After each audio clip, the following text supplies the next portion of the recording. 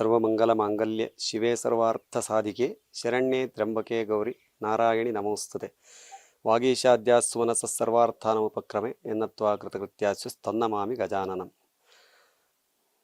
ಗುರುಂ ಗಣಪತಿಂ ದುರ್ಗಾಂ ಭಾಸ್ಕರಂ ಶಿವಂ ಅಚ್ಯುತಂ ಬ್ರಹ್ಮಾಣಂ ಗಿರಿಜಾಂ ಲಕ್ಷ್ಮೀಂ ವಾಣೀಂ ವಂದೇ ವಿಭೂತಗೆ.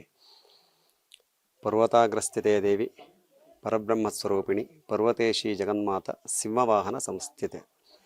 ಇದು ಕೊಡಚಾದ್ರಿಯಲ್ಲಿ ಮುಖ್ಯ ದೇವಸ್ಥಾನ, ಪ್ರಧಾನ ದೇವಸ್ಥಾನ. ಇದು ದೇವಸ್ಥಾನಗಳು ಮತ್ತು ತೀರ್ಥಗಳು ಹಾಗೆ ಸಂಜೀವಿನಿಗಳು ಎಲ್ಲ ಇದೆ ಅಂತ ಈ ಬೆಟ್ಟದಲ್ಲಿ ಪ್ರತೀತಿ ಇದೆ. ಅದರಲ್ಲಿ ಮಧ್ಯಭಾಗ ಇದು, ಹೃದಯ ಭಾಗದಲ್ಲಿ ನಾವಿದ್ದೇವೆ ಈಗ.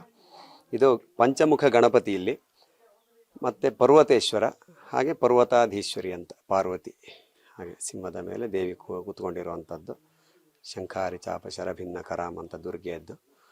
ಮೂಕಾಂಬಿಕೆಯದ್ದು ಮೂಲಸ್ಥಾನ ಅಂತ ನಮ್ಮ ಹಿರಿಯರು ಹೇಳ್ತಿದ್ರು ಇಲ್ಲಿ ಪ್ರತೀತಿ. ಇದು ಸ್ಕಂದ ಪುರಾಣದಲ್ಲಿ, ಭೈರವ ಪುರಾಣದಲ್ಲಿ ಬರ್ತದೆ ಇದರ ಬಗ್ಗೆ ಅಂತ ಉಲ್ಲೇಖ. ಸಸಾಂಬಾಲಯ ಅಂತ ಅಂದರೆ ಸಪರಿವಾರವಾಗಿರುವಂತಹದ್ದು ಪ್ರತಿಷ್ಠೆಗಳು ಅಂತ. ಗಣಪತಿ, ಈಶ್ವರ ಮತ್ತು ಪಾರ್ವತಿ, ಈಶ್ವರಿ ಪಾರ್ವತಿ, ಈಶ್ವರ ಪಾರ್ವತಿ ಮತ್ತು ಗಣಪತಿ ಪ್ರತಿಷ್ಠೆ ಇರುವಂಥದ್ದು. ಇಲ್ಲಿ 1ನೇ ಯುಗದಲ್ಲಿ ಸಪ್ತಋಷಿಗಳು ಪ್ರತಿಷ್ಠೆ ಮಾಡ್ತಾರೆ ಹಿಮಾಲಯದಲ್ಲಿ, ಚಂದನಗಿರಿ ಅಂತ. ಅಲ್ಲಿ ಲೋಕಕ್ಷೇಮಕ್ಕೋಸ್ಕರ ಒಂದು ಯುಗ ಅಲ್ಲೇ ಇರ್ತದೆ ಹಿಮಾಲಯದಲ್ಲಿ ಅಂತ. 2ನೇ ಯುಗದಲ್ಲಿ ರಾಮರಾವಣ ಯುದ್ಧ ಕಾಲದಲ್ಲಿ ಸಂಜೀವಿನಿ ಅವಶ್ಯಕತೆಗೆ, ಇದು ಗೊತ್ತಿರುವಂತಹ ವಿಷಯ ಎಲ್ಲರಿಗೂ, ಲಕ್ಷ್ಮಣ ಮೂರ್ಛೆ ಹೋದ ಸಂದರ್ಭದಲ್ಲಿ ಸಂಜೀವಿನಿಗೋಸ್ಕರ ಹಿಮಾಲಯ ಹೋಗ್ತಾರೆ. ಸಂಜೀವಿನಿ ಸಿಗದೆ ಪರ್ವತವನ್ನು ಹಿಡ್ಕೊಂಡು ಲಂಕೆಗೆ ಬಂದರು. ಅಲ್ಲಿ ಅವಶ್ಯಕತೆ ಮುಗಿಸಿ ತಿರ್ಗಾ ಯಥಾಸ್ಥಾನಕ್ಕೆ ಕೊಂಡೊಯ್ಲಿಕ್ಕಿದ್ರೆ ಆ ಪರ್ವತದ ಕುಡಿಯ ಭಾಗ ಬೀಳ್ತದೆ ಅಂತ. ಅಲ್ಲಿರುವಂತಹ ಪ್ರತಿಷ್ಠೆಗಳು, ಋಷಿಮುನಿಗಳು, ದಿವ್ಯ ಔಷಧಿಗಳು, ತೀರ್ಥಗಳೆಲ್ಲ ಈ ಬೆಟ್ಟದಲ್ಲಿದೆ ಅಂತ ಸಂಕಲ್ಪ. ಮತ್ತು 3ನೇ ಯುಗದಲ್ಲಿ ಮೂಕಾಸುರನ ವಧೆಗೆ ಕೋಲ ಮಹರ್ಷಿಯವರು ಸಹ ಇಲ್ಲಿ ಬಂದು ದೇವಿಯನ್ನು ಸ್ತುತಿ ಮಾಡ್ತಾರೆ.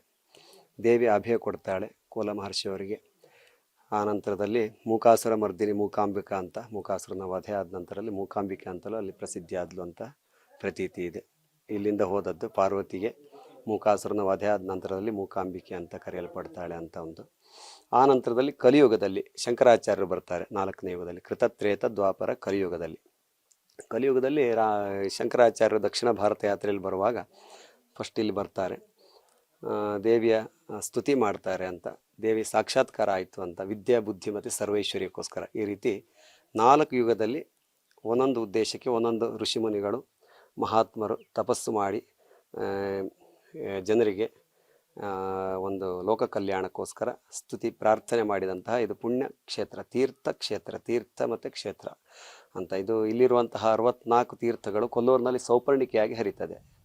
ಇಲ್ಲಿರುವಂತಹ ದೇವಿ ಅಲ್ಲಿ ಮೂಕಾಂಬಿಕಾ ಸ್ವರೂಪದಲ್ಲಿ ಇರ್ತಾಳೆ ಅಂತ ನಮ್ಮ ಹಿರಿಯರು ಹೇಳಿದ್ದನ್ನು ನಾವು ಹೇಳ್ತಾ ಇದ್ದೇವೆ. ಪುರಾಣಗಳಲ್ಲೇ ಬರ್ತದೆ ಅಂತ, ಮೂಕಾಂಬಿಕಾ ಪುರಾಣದಲ್ಲೂ ಬರ್ತದೆ ಅಂತ ಕೇಳಿದ್ದೇನೆ ನಾನು. ಆದರೆ ಅದರ ಬಗ್ಗೆ ನನಗೆ ಸರಿಯಾದ ಉಲ್ಲೇಖ ನನಗೆ ಸಿಗ್ತಾ ಇಲ್ಲ. ಒಟ್ಟಾರೆ ಮೇಲೆ ಇಲ್ಲಿರುವ ಇದು ಸಾಕ್ಷಾತ್ ಈಶ್ವರ ಸ್ವರೂಪವಾದಂತಹ ಇದೊಂದು ಶಿಖರ, ಈ ಬೆಟ್ಟ. ನಮ್ಮ ಹಿರಿಯರು ಹೇಳ್ತಾ ಇದ್ರು, ಸಾಕ್ಷಾತ್ ಈಶ್ವರ ಪಾರ್ವತಿ ಪರಮೇಶ್ವರರು ಇಲ್ಲಿ ನೆಲೆಸಿದ್ದಾರೆ ಅಂತ. ಇಲ್ಲಿ ಇದೊಂದು ಕಾಶಿಗೆ ಹೋಗ್ತಾರಲ್ಲ, ಕಾಶಿ ಇದೊಂದು ಕಾಶಿಗೆ ಹೋದಷ್ಟೇ ಪುಣ್ಯ ಇಲ್ಲಿಗೆ ಬರ್ತದೆ ಅಂತ ನಮ್ಮ ಹಿರಿಯರು ಹೇಳ್ತಾ ಇದ್ರು ಇಲ್ಲಿ. ಹಾಗೆ ಇಲ್ಲಿ ಒಟ್ಟು ಮೇಲ್ಗಡೆ ಶಂಕರಪೀಠ ಅಂತ ಇದೆ. ಶಂಕರಾಚಾರ್ಯರು ತಪಸ್ಸು ಮಾಡಿದ್ರು ಅಂತಲೂ ಕೆಲವರು ಅಲ್ಲಿ ನಂಬಿಕೊಳ್ತಾರೆ ಅದನ್ನು, ಆ ಪ್ರತೀತಿ. ಆನಂತರ ಚಿತ್ರಮೂಲ ಅಂತ, ಅದು ತೀರ್ಥಗಳಲ್ಲಿ 64 ತೀರ್ಥಗಳಲ್ಲಿ ಚಿತ್ರಮೂಲ ತೀರ್ಥ ಅಂತ ಅದೊಂದು ಸಹ ಉದ್ಭವ ಆಗುವಂಥದ್ದು ಅಲ್ಲಿ, ಸೌಪರ್ಣಿಕೆಯ ಉದ್ಭವ ಅಂತ. ಇಲ್ಲಿರುವಂತಹ 64 ತೀರ್ಥಗಳು ಕೊಲ್ಲೂರಿನಲ್ಲಿ ಸೌಪರ್ಣಿಕೆಯಾಗಿ ಹರಿತಾಳೆ.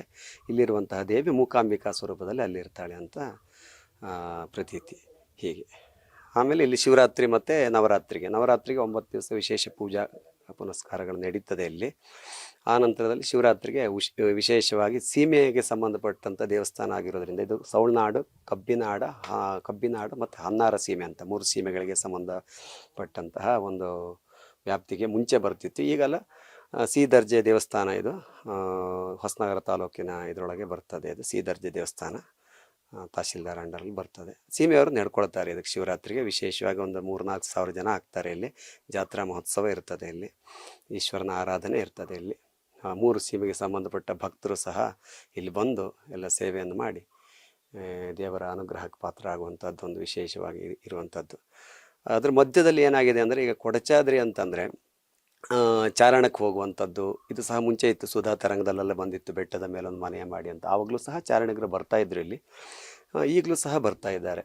ಅದರ ಮಧ್ಯದಲ್ಲಿ ಇಲ್ಲಿ ಈ ದೇವಸ್ಥಾನ ತೀರ್ಥಕ್ಷೇತ್ರದ ಬಗ್ಗೆ ಅರಿವು ಸಹ ಸ್ವಲ್ಪ ಕಮ್ಮಿ ಉಂಟು ನಮ್ಮಲ್ಲಿ ಜನಗಳಿಗೆ. ಅಂದರೆ ನಮ್ಮ ಮಾಹಿತಿಯ ಕೊರತೆಯಿಂದಾಗಿಯೋ ಏನೋ ನನಗೆ ಗೊತ್ತಿಲ್ಲ.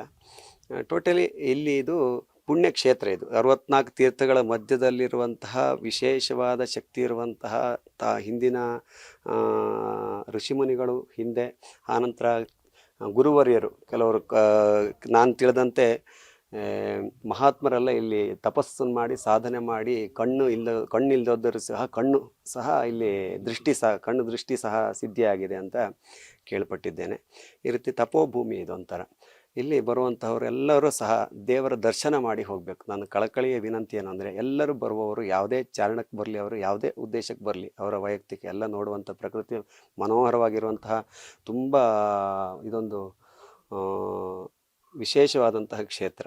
ಎಲ್ಲ ಬನ್ನಿ, ಎಲ್ಲ ರೀತಿಯ ಸವಿಯನ್ನು, ಸೂರ್ಯ ಉದಯ ಸೂರ್ಯ ಅಸ್ತವನ್ನು ನೋಡಲಿಕ್ಕೆ ಆಗಲಿ, ಅಥವಾ ಇಲ್ಲಿರುವಂತಹ ಈ ಒಂದು ವಾತಾವರಣದ ಒಂದು ಶುದ್ಧತೆ ಇದು ನಿಮಗೆಲ್ಲೂ ಸಿಗಲಿಕ್ಕಿಲ್ಲ. ಬನ್ನಿ, ದೇವರ ದರ್ಶನವನ್ನು ಮಾಡಿ, ಎಲ್ಲ ಜಾಗವನ್ನು ದರ್ಶನ ಮಾಡಿ, ಎಲ್ಲ ಪಾವಿತ್ರ್ಯತೆಯನ್ನು ಸಹ ಕಾಪಾಡಿಕೊಂಡು ನೀವು ಹೋಗಬೇಕಾಗಿ ನಾನು ಇಲ್ಲಿ ಬರುವಂತಹ ಭಕ್ತರಲ್ಲಿ ಕೇಳ್ಕೊಳ್ತಾ ಇರುವಂಥದ್ದು. ಆಗಲಿ ದೇವಿ ಅನುಗ್ರಹದಿಂದ ಎಲ್ಲರಿಗೂ ಒಳ್ಳೆಯದಾಗಲಿ. ಹಾಗೆ